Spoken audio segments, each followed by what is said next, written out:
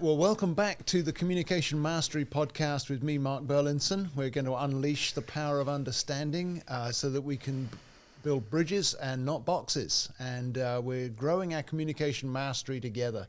Today, I've got a great conversation for you. My guest by Zoom this time is my friend Ned Alexander. Ned's from the Raleigh-Durham area and a small business owner there. So, Ned, welcome to the podcast, and glad to have you with us. Mark, thank you so much for inviting me to be on your podcast. It's a real pleasure. We've been friends for a while now, but it's really neat to kind of see this professional side of you like this, and I'm really looking forward to it. This is actually kind of exciting. This is great. I'm glad to have you on. So tell us a little bit about you, about your company, just to fill us in on who is Ned Alexander. Well, I'm 45 years old. I've been married for 15 years. I have one of those kind of like superstar wives that is stunningly gorgeous and absolutely brilliant, and everything she touches turns to gold. And so on one hand, I feel like I'm chasing her coattails and trying to keep up with her. And on the other hand, I feel like I have like my own things that I'm kind of like into, and we're very supportive of each other. So I'm in a beautiful marriage. I have two incredible boys, 6 and 8 years old, named Jet and Silas. And we're also pregnant with, I say we, Rosie, my wife, is pregnant, but I'm doing a very good supportive job bringing her lots of chocolate chip cookies and everything that she craves. But we're about to have our third boy in a couple of months, and very excited about that. I have a small business that is the same age as my marriage. 14 and a half years ago, when Rosie and I got married, we also started the Alexander Fruit Company, and we deliver fresh fruit into break rooms all over the Triangle area. We're all about health and wellness. We live a very healthy lifestyle at home, and we're learning that, I guess because of the experience that we've just naturally had in our lives, there's other people who are trying to get on board with that and really striving and like struggling to live healthier lifestyles.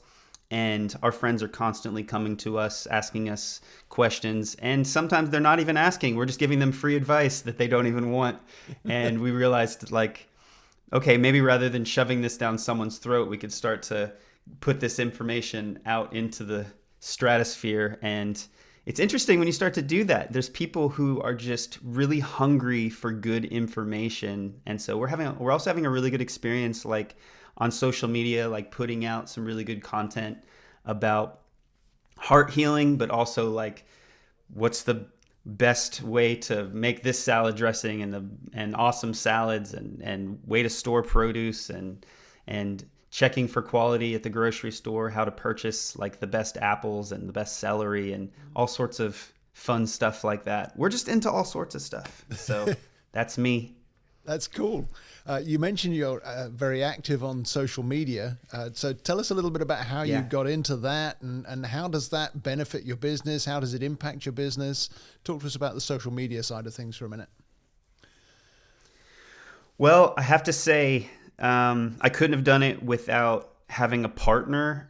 I'm the type of person that if I'm doing something on my own, I can make it work, but I'm just not going to go as far. I'm not going to be as consistent.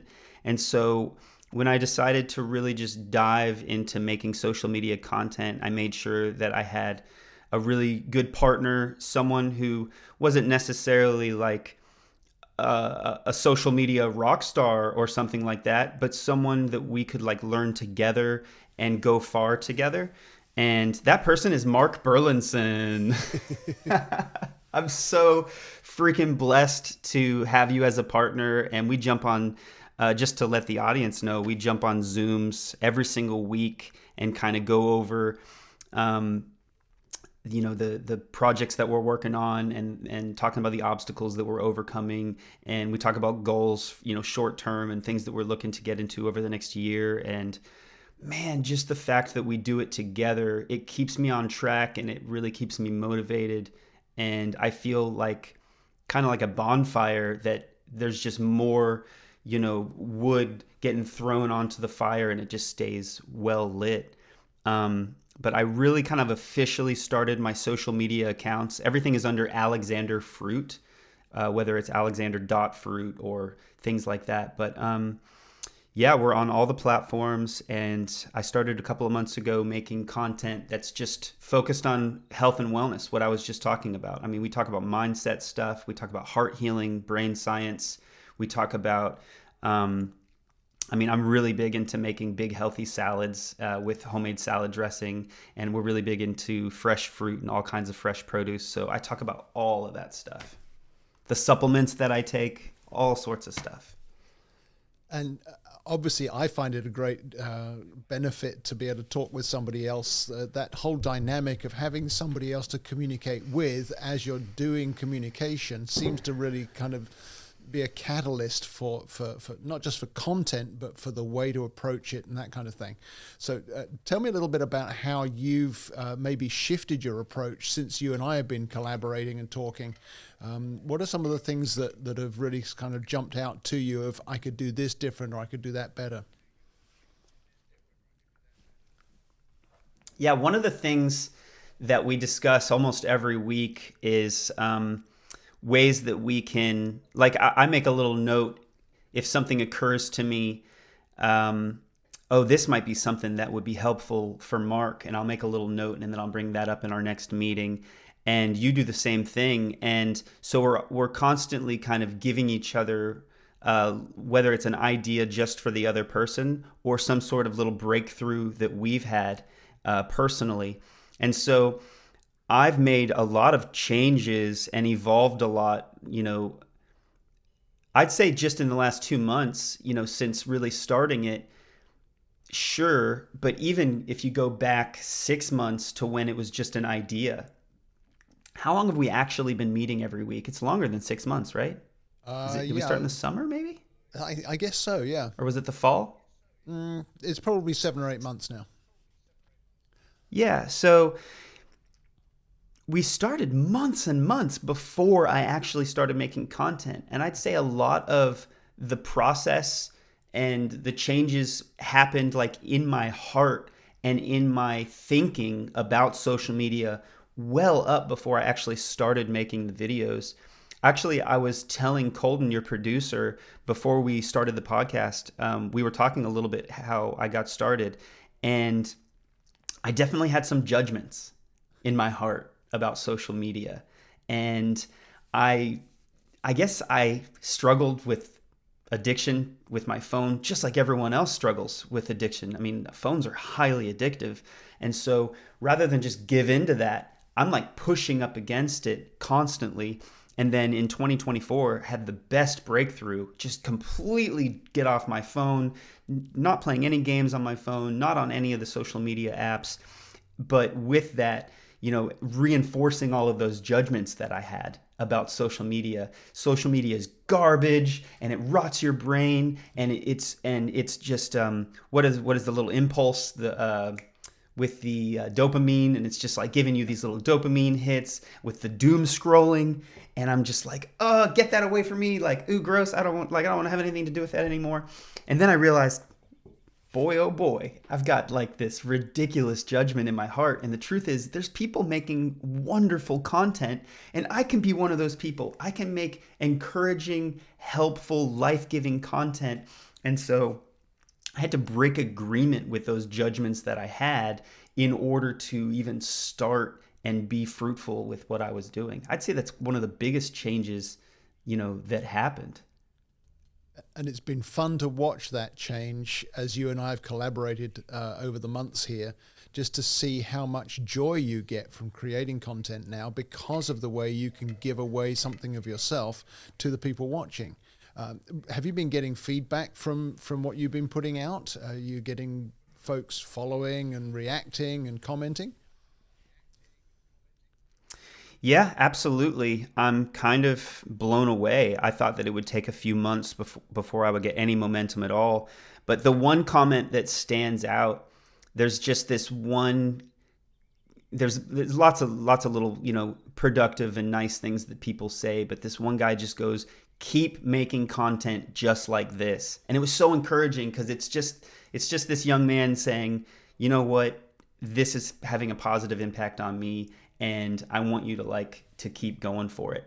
And I actually just last week, I really struggled with some momentum and just with my mindset about social media, and just thinking back to just the idea that even though I'm so new to this, there's already a few people that are getting some genuine impact from the content that I'm making. But then not only that, some of my friends are texting me and going, I've been trying to get the ginger tonic recipe that you are always talking about, and you never give me a concise recipe. Finally, you made a video about it, and so I just have it saved, and whenever I go to make my ginger tonic now, I can just pull up the video. And so it's good to get feedback from your friends like that too. How long have you been making content on social media? About 9 months now. Okay. Mostly it's a combination of just sort of random thoughts from my experience coaching people, and then snippets from this podcast, different things that will help other people to have just a very short content. So I do a combination of both of those, but again, the responses are good to get the feedback from folks, and it's always good to hear. Since we started our partnership and started talking every week, because you were making some content before you were ahead of me in that. What do you feel has changed since we started bolstering each other and holding each other accountable and going over this stuff together? I think talking with you has given me insight into how to vary what I put up and what I release, so that it's not all the same. A lot of it is the same because you want people to recognize, well, here's another podcast snippet, and obviously the visuals of that are fairly similar. But at the same time, to put out a variety of content is something I think I've learned, particularly how to do that, because you're younger than me, so you're kind of more up to speed with some of the different techniques and the different strategies, and so I've learned a great deal from that as well. And I think that whole demonstration of the interaction between two people who we're in completely different fields, but we're trying to work on the same journey, if you like, and that's been very valuable to do that.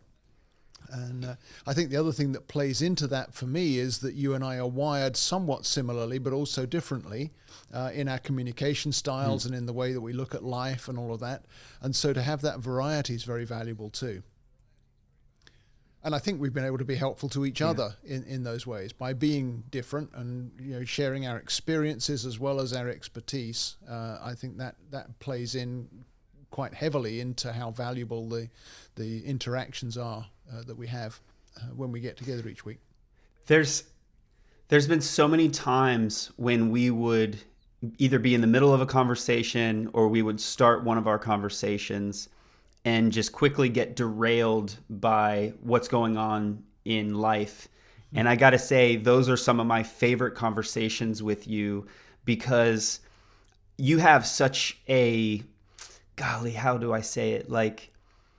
Just what you carry and your life experience, but then also the things that are your specialties, your expertise.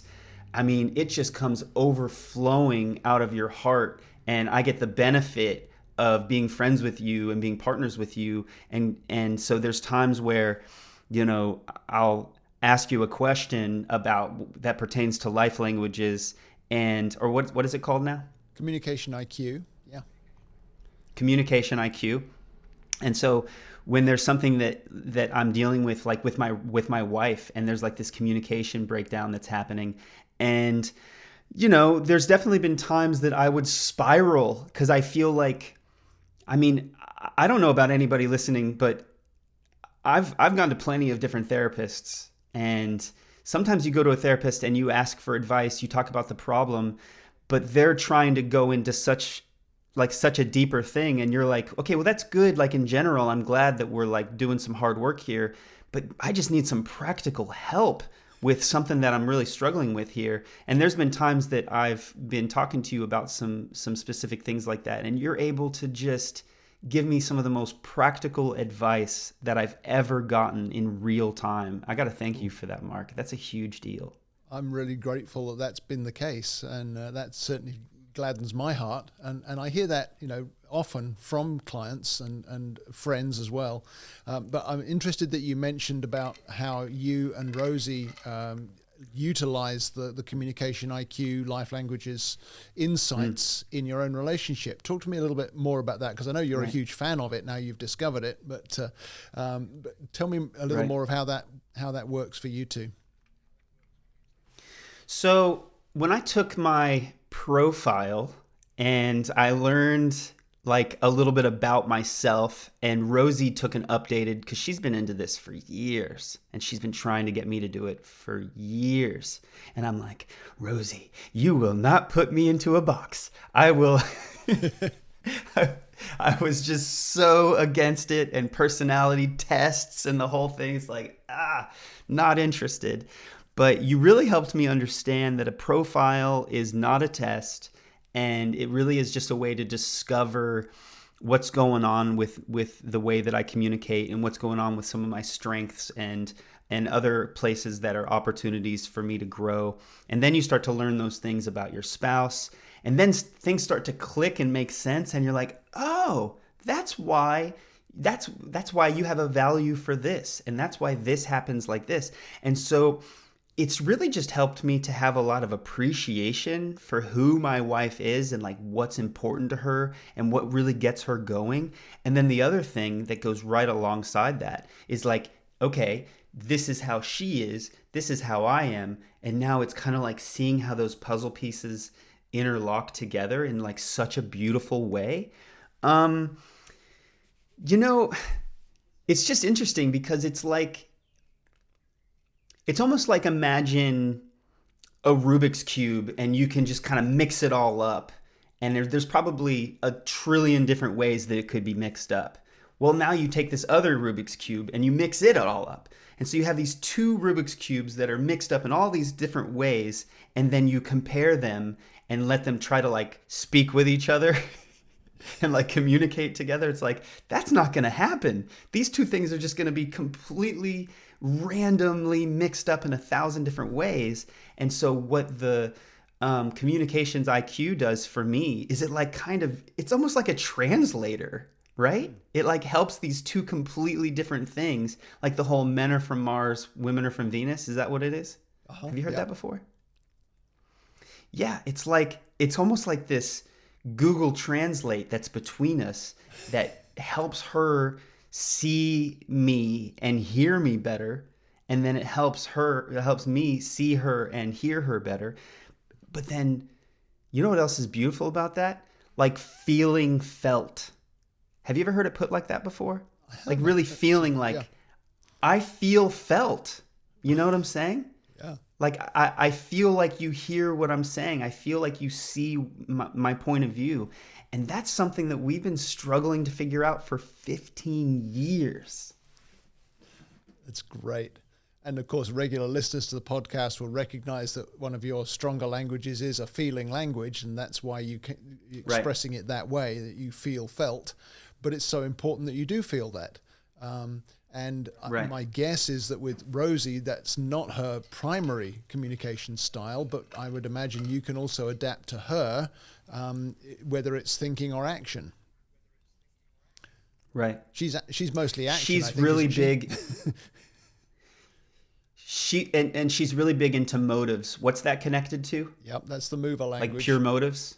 Yeah. What's your motive is the filter question for the mover language. Yeah, and that's just her go-to question. So for like a husband, how do you think it feels like having my motives questioned every day, always, in perpetuity? And so it's like, wait a second here. But then you realize, oh, she's not questioning my motives per se. She's not saying like, I don't trust you and I think that you're like out to get me in some way. There's just this internal kind of need that needs to be met, like a little internal itch that needs to be scratched. and I can kind of help her with that. And by communicating with the way that, she needs me to, it really is a beautiful thing. It's like a way of nurturing each other and taking care of each other. Yeah, no, that's a very good way of putting it. And it's not like your whole capacity is taken up to meet that need. It's more like, a light switch is a tiny little thing, but when you flick the light switch, the light comes on, and now you can see. Right. And so once you recognize those little kind of light switches in each other, then you can have that stronger, deeper, more effective connection, because you're not leaving the questions unanswered, which is very powerful. Do you see that same dynamic working? Because obviously you meet a lot of people just in real life with your company, and I know you're not just on social media. You've got a real life social life as well, with lots of friends. You know, at your church and in friend groups and so on. How do you see those sorts of principles working, whether you're delivering to a customer or relating to friends? Right. This is, I'm going to be completely honest. I feel like I'm so new to it, to where I'm in the stage where it's like, I'm considering it. Like it's something, I'm in the consideration process. And so I'm in a conversation with like a potential client, and I'm in like we'll even call it a sales meeting. And I get out of that sales meeting and I'm thinking back and I'm like, oh, like I feel like maybe I didn't ask the right questions, or I didn't ask enough questions, or I'm kind of critiquing the conversation. And it's now helpful because I'm realizing like, okay, I could have attuned better and heard like the way she was talking like this, and I could have been more like this. And so I feel like as I get better and better with this whole with like this whole model, it's going to be something that has a great impact in these areas. Also, I have a lot of value in being a good friend. Like I love having good friends, and I like to be a really good friend. And there's even times where I get off of the phone having maybe a 30-minute conversation with a friend, and then I think, did I just blab was I just on my own thing the whole time? Was I not even like really focused on him or asking questions about what's going on with him? And it's just interesting. I just notice I'm becoming a lot more conscious of the dynamics, not just in conversations, but in relationships, really. Because I guess I feel like relationships in one way is like a series of conversations, right? And it's like, I want to get better and better at those conversations and really attuning. And I'm 45 years old, and I am not even close to being there. Like, I'm just not even close at all. But it is something I'm aspiring to. That's great. And that's partly why I was excited to talk to you at this kind of point of your journey in communication understanding, because I see that just as you and I interact, I see how you've grasped it for yourself, and the insights that the profile's given you and our conversations have given you has really changed how you see yourself, but also how you relate to your wife and your family. But now I'm seeing you beginning to apply it more widely as you learn the whole picture and see different settings. So that's encouraging to me, that you're along the journey towards being able to adapt to different settings and different people, and to learn from each interaction. So that's really cool. Yeah. Yeah. Yeah. So thanks, Mark. With folks that you don't know so well, you talked about sales calls and that kind of thing.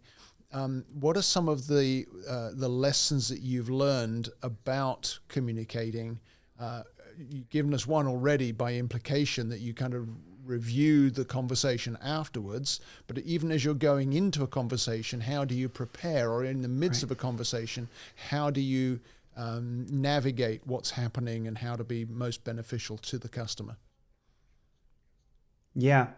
One thing that I do is I have a friend who's incredible with sales. And again, this goes back to partnerships for me. Like, I just do so much better when I'm pouring into someone and someone's pouring into me, and there's like this reciprocating relationship. And I have this friend who we talk on a regular basis, and he's just incredible with sales. And so if I'm going into like a really important sales meeting, like for example, last month, I had a meeting with MetLife, and there was they have 1,300 employees at this particular campus, and this would have been my largest client if I win that client. And so I'm just feeling very nervous, and I'm prepared. I know what I'm going to say. I know kind of the basics of what I'm going to be talking about. But man, like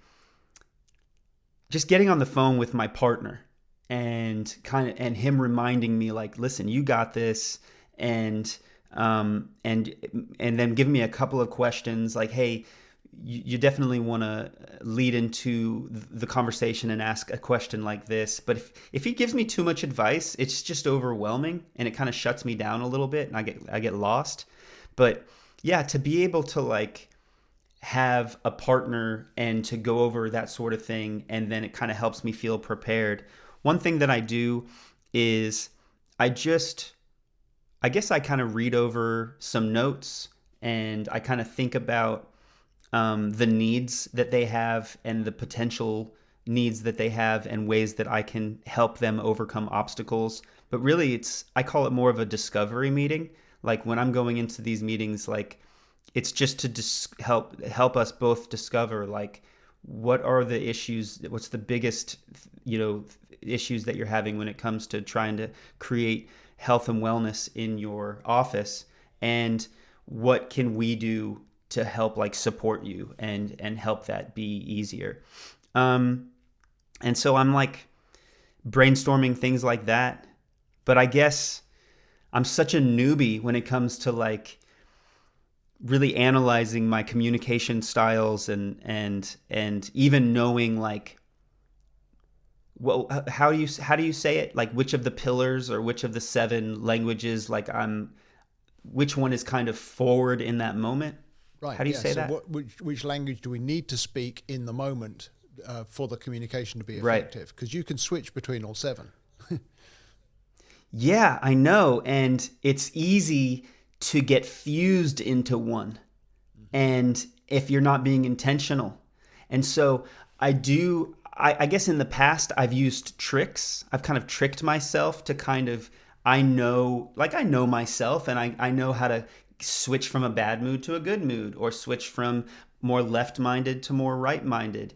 And I have these little tricks, and I can listen to a song, or I can talk to myself in a certain way, or I can do an exercise that will help me do that. But now it's like I'm learning the language behind these tricks that I've just developed. We all have these kind of little tricks that we use on ourselves to get into the frame of mind that we want to be. For example, like I get together with a friend every week, and we write songs together. We're writing lyrics, we're writing melodies, we're writing chord progressions, and you have to be, you can't be in like this analytical mindset and go into this like creative, artistic time together. You're not going to get anything done. You're just going to get frustrated, and your brain isn't going to be in a creative mode. And so you got to kind of like shift over into that right side. There was this one particular time, this is a pertinent example. There's this one particular time that I'm going to be meeting with one of my friends and to have some creative time together. Separate from that, I also had some feedback for this person about some other things that we had been dealing with. And it might have been difficult feedback for him to receive. And so I made a conscious decision. I'm not gonna use this time with him as an opportunity to give him this feedback. Actually, I'm gonna put that intentionally on the shelf, and I'm gonna stay focused on staying in that right brain and helping him stay in that right brain. We had a great time together, and then on the way out the door, he goes, "Hey, how was that other thing the other thing?" And I go, You know what? I'm glad you brought that up. I actually wanted to talk about it. I just didn't want to get distracted and get off track. Do you think maybe we could have a phone call a little bit later? And he goes, yeah, absolutely. I'm going into a meeting. I'll call you later. And he called me in an hour after that. And we had an amazing 45-minute conversation that was very productive. He heard me very clearly. I heard him very clearly. We stayed on the same page. There was no offenses taken at all. And I kind of got off the phone call going, wow, what a win. Like, we had our creative time together. Then we had our difficult conversation after that, and it all worked really, really great. And he and I are still great friends, and we did it. Like, success. Yay. That is fantastic, because that really illustrates the power of understanding the different communication styles. And actually, I was talking to somebody last week about the whole idea of basically you're having a team meeting in your head with these 7 different characters that have all got something to say, but you can manage that team for the benefit of whatever relationship or whatever project or whatever challenge or whatever setting it is. And that's a perfect example of how to do that. So you needed your influence and responder languages, the creative languages, to be at the forefront for the music writing. And so your shaper, this is the feedback I need to give to help lead this person to be better, needed to wait until later. But when it was in its right place, then it worked really well, and it didn't cause offense, didn't cause a rupture in the relationship. That's a great example. Yeah, I love it. You're such a genius, Mark. How long have you been doing this stuff? Oh gosh, I've been coaching for 8.5 years now, training coaches for nearly 3. But I've known about the life languages communication IQ profile for 20 plus years. So my first profile was was 2001. So what were you doing before that led into this? Like, what was it that made this make sense to you so much? What made it made sense was that when I first discovered the profile, I was in a leadership position in an organization. And so to be able to understand myself through this lens helped me to lead other people, because now I was able to understand that they were different. The mistake we made in the early stages was to think that we were all different and we were stuck being different. And it's only in the last 7 or 8 years, as I've pursued it further, that I've learned more about how to adapt, how to use all 7 styles of communication to be able to build connections with people who are different. To adapt to the different ones. And it's not just with my business, but in other settings as well, with friends. I think I've been able to be far more helpful to people because I've learned to adapt. I've learned to approach them in different ways. Yeah. I'm thinking of one particular friend whose wiring is very different to mine, but I literally, this would ring bells with you, because Rosie's first language is the mover language, the what's your motive, and right and wrong, black and white, get on with it, make things better, action all the time. My friend is very similar to that, except he also had a lot of issues in his life that he still needed to work through. And so it didn't come over as positively as you probably experienced with Rosie. But he had to work his way out of that. And it was kind of my role to try to help him make that journey. And so learning to adapt to a language that in my profile is very low, but to pull that one up all the time and to be able to relate to him in the language where we could connect really helped us to make some progress. And he's made tremendous progress now. He's in a much better place. And he doesn't just get stuck in that one language. He can use all 7 of them because he's applied himself to learn it. Just as you've been doing, in the different settings, like you just demonstrated with your friend with the music and then the feedback conversation. Right. It's so powerful to be able to have the skills to adapt to one another. I love it. Do your listeners know that you and your wife Jane pastor a church? I think they do. I think I've mentioned the church before. Yeah. It's not a secret. How long have you been a pastor? Pardon me? How long have you been a pastor? 28 years, nearly 28 years now. On and off, not constantly, not in the same place. So when you started getting into like all this communication stuff and just diving into it, like how did that change? Like, did you just immediately start noticing a difference in your like skills as a pastor? or like what was the impact with that? Like what were you like as a pastor before, and what are you like, and like how did that evolve? That's a good question. I think I was fairly well aware that I didn't want to ever force anybody into my mold from the very beginning, but to treat people as they are, because you've got to take people from where they are if you're going to help them get to where they want to go. But I would say that my ability to do that has really grown because of the communication focus, because you've got to be able to make connections with people to be able to help them, to lead them, to help them discover who they are for themselves. I think that one of the things it's done in my heart is I'm much more suspicious of the sort of standard programming approach that is often the case in churches, sadly, where, well, if you just read this book or complete this course or do these steps, then you'll be a better person. I mean, actually, everybody's different. And so my ability to help people be different has grown as I've learned more about the communication styles. And so I've seen a great difference in the last maybe 10 years, as opposed to the previous 18. In the results in other people's lives and the impact on other people's lives. It's fun. That's awesome. Get to help other people be more of who they're meant to be, and that really floats my boat, because that's part of my wiring, is to want to be enthusiastic and encouraging for people. I mean, it's partly why I do this podcast, is to make it available to folks to learn and to grow for themselves. So. But, did we meet for the very first time at the A school in Raleigh? Yes, I think that's true. We did. So we were at a school together. Yeah, I remember for the week. I remember the context of that because I was like digging up and processing a lot of my dad's stuff, and I know Rosie was too, and so there was this.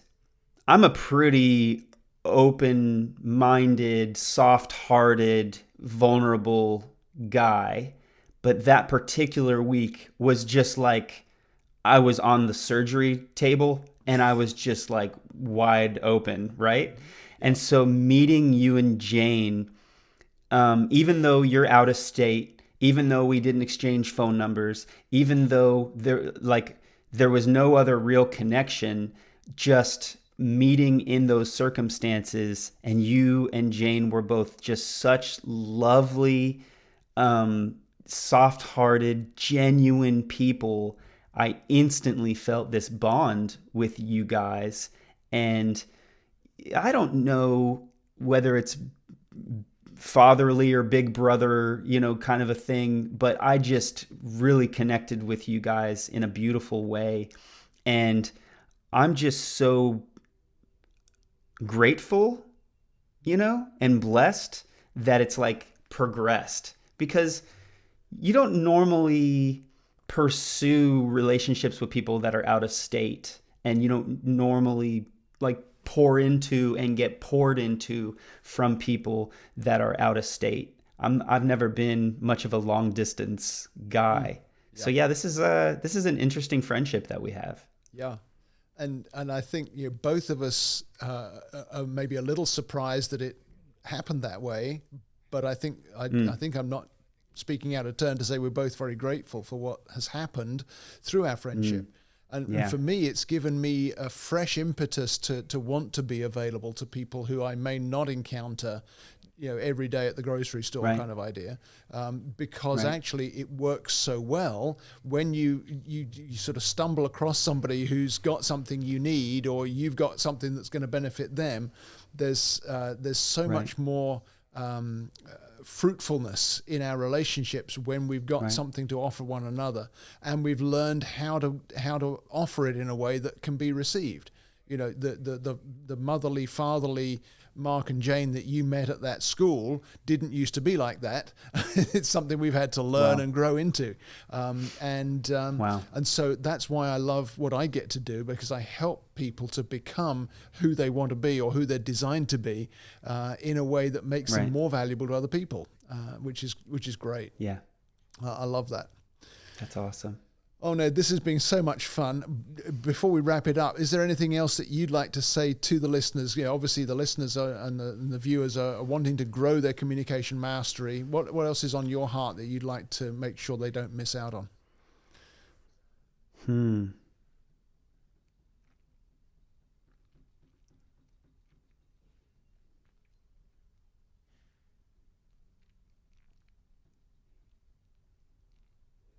Viewers and listeners, he's switching into his contemplator language and digging deep for something really profound here. So this is going to be good.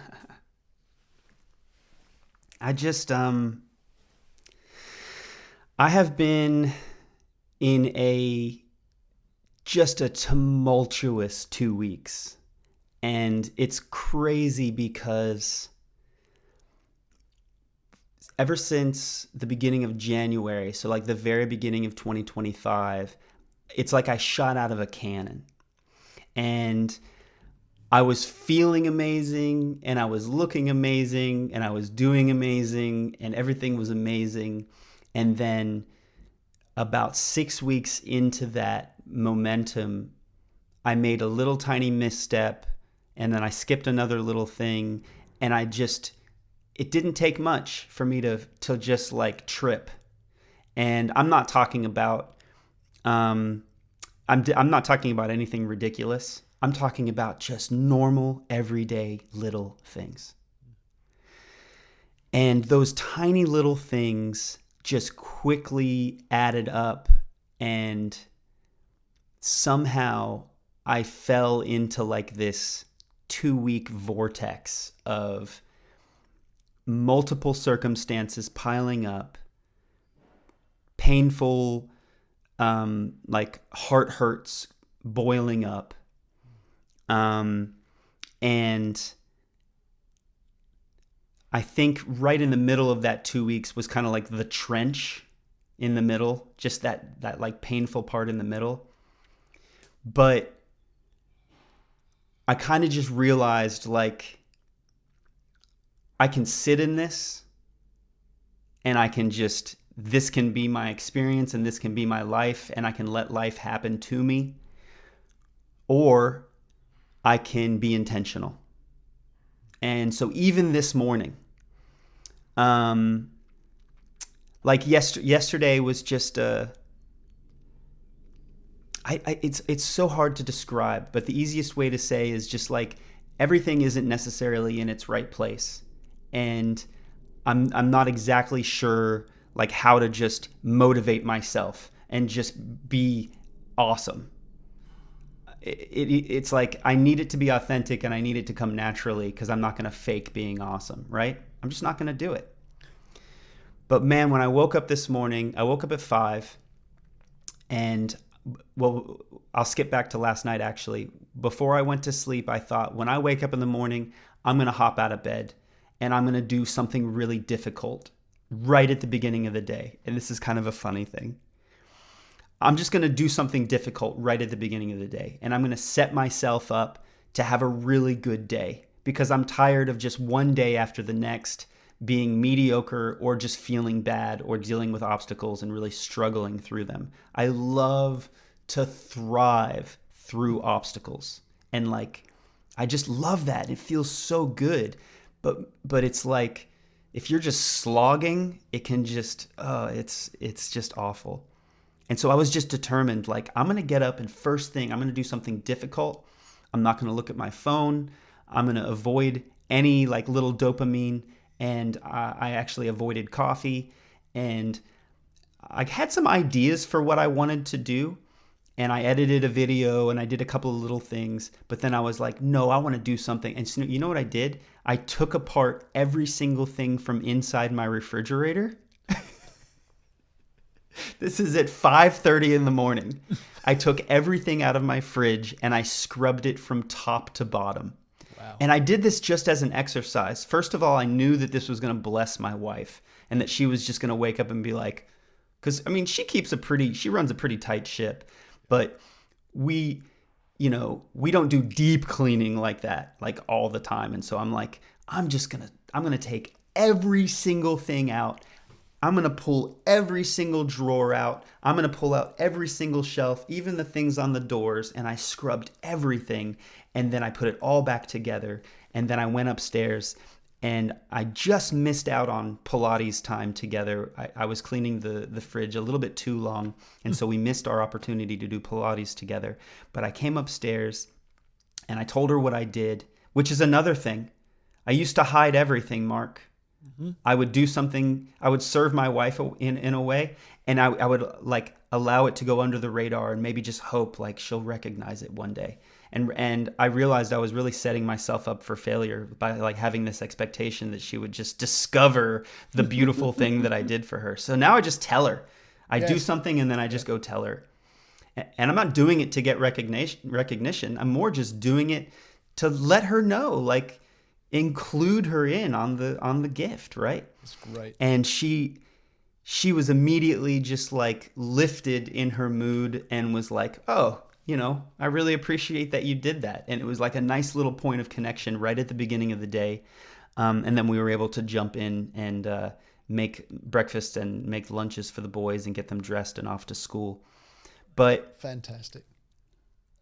Then that spilled right over into this conversation with you. Right. But I just the intentionality of doing something difficult at the beginning, and I'm just putting myself very intentionally back on the train tracks and then moving and allowing myself to just move forward and breaking off these expectations that I have to do something great or be incredible. Just being on a daily basis and doing that with intentionality actually is very gratifying, and it puts me in a really good place. And so, I don't know. I just wanted to share that, and I want to encourage people to start living intentional lives in the moment. Make some decisions on a day-to-day basis, because you know what? It's all about right now. Like, we get so stuck, like planning for the future or lamenting about the past. But the truth is, like, my time right here on this call with you is the most important thing to me. And I'm just really excited to be here with you. I'm so glad to be with you. I'm building joy with you. And that's man, wonderful. If there's anything that's more important than that, I don't know what it is. Like, it's just an incredible thing. So I have a lot of gratitude for you, Mark, and I really appreciate this time with you. Thank you, Ned. And that's a beautiful place to leave it. We've had such a great conversation. And thank you to the listeners and the watchers. We'll see you again next week. And Ned, thank you again so much. Thank you so much for having me, Mark. I appreciate it.